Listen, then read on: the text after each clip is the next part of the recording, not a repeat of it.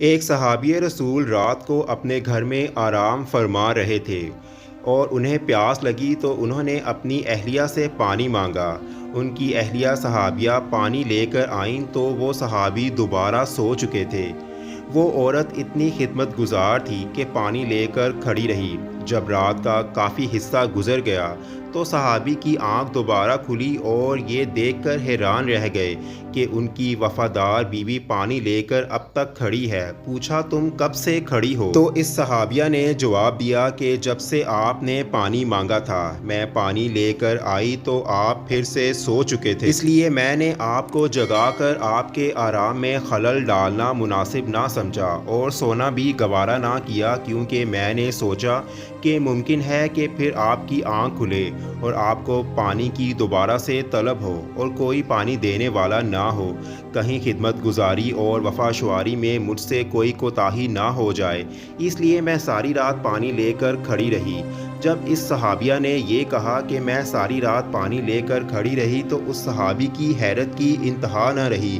وہ فوراً اٹھ کر بیٹھ گئے اور عجیب خوشی کی کیفیت میں اپنی بیوی سے کہنے لگے کہ تم نے آج خدمت کی انتہا کر دی۔ آج میں تم سے اتنا خوش ہوں کہ آج تم مجھ سے جو بھی مانگو گی میں وہ تمہیں ضرور دوں گا۔ صحابیہ نے کہا کہ مجھے کسی چیز کی ضرورت نہیں، بس آپ راضی اور خوش رہیں۔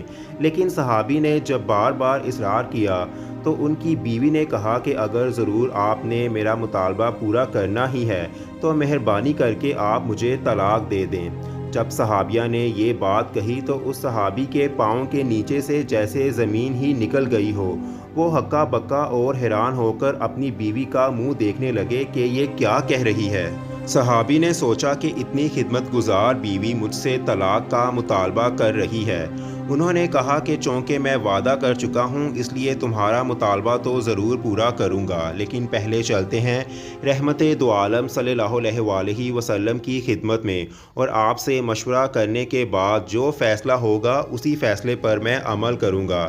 چنانچہ صبح صادق کا وقت ہو چکا تھا۔ یہ دونوں میاں بیوی اپنے گھر سے نکل کر رحمت دو عالم صلی اللہ علیہ وآلہ وسلم کے حجرہ کی طرف روانہ ہو گئے۔ راستے میں ایک گڑھے میں صحابی کا پاؤں پھسل گیا اور وہ گر گئے۔ ان کی بیوی نے ہاتھ پکڑ کر صحابی کو اٹھایا اور کہا کہ آپ کو چوٹ تو نہیں آئی؟ تو صحابی نے کہا اور تو کچھ نہیں، البتہ پاؤں میں تھوڑی سی تکلیف ہے۔ ان کی بیوی نے کہا کہ چلو واپس گھر چلیں۔ صحابی نے کہا کہ اب تو اتنا قریب آ چکے ہیں۔ تو صحابیہ کہنے لگی نہیں کوئی بات نہیں، واپس چلیں۔ چنانچہ جب واپس گھر آئے تو صحابی نے پوچھا کہ مجھے تو سمجھ نہیں آئی کہ سارا ماجرا کیا ہے۔ صحابیہ نے کہا کہ مسئلہ یہ ہے کہ میں نے کسی سے سنا ہے کہ جسے ساری زندگی میں کوئی تکلیف نہ پہنچی ہو اس کے ایمان میں شک ہوتا ہے، کیونکہ جو بھی ایماندار ہوتا ہے وہ ضرور تکلیف کے ذریعے آزمایا جاتا ہے۔ مجھے آپ کے ساتھ رہتے ہوئے 15 سال کا عرصہ ہو چکا، لیکن آپ کو کبھی سر میں درد بھی نہیں ہوا، اس لیے مجھے شک ہو گیا اور میں نے سوچا کہ ایسے آدمی کے نکاح میں رہنے کا کیا فائدہ ہے جس کا ایمان مشکوک ہے، اسی لیے میں نے آپ سے طلاق کا مطالبہ کیا۔ لیکن جب راستے میں آپ کے پاؤں میں چوٹ آئی اور آپ کو تکلیف پہنچی تو میرا شک دور ہو گیا کہ الحمدللہ آپ تکلیف میں آزمائے گئے اور آپ نے اس تکلیف پر صبر بھی کیا۔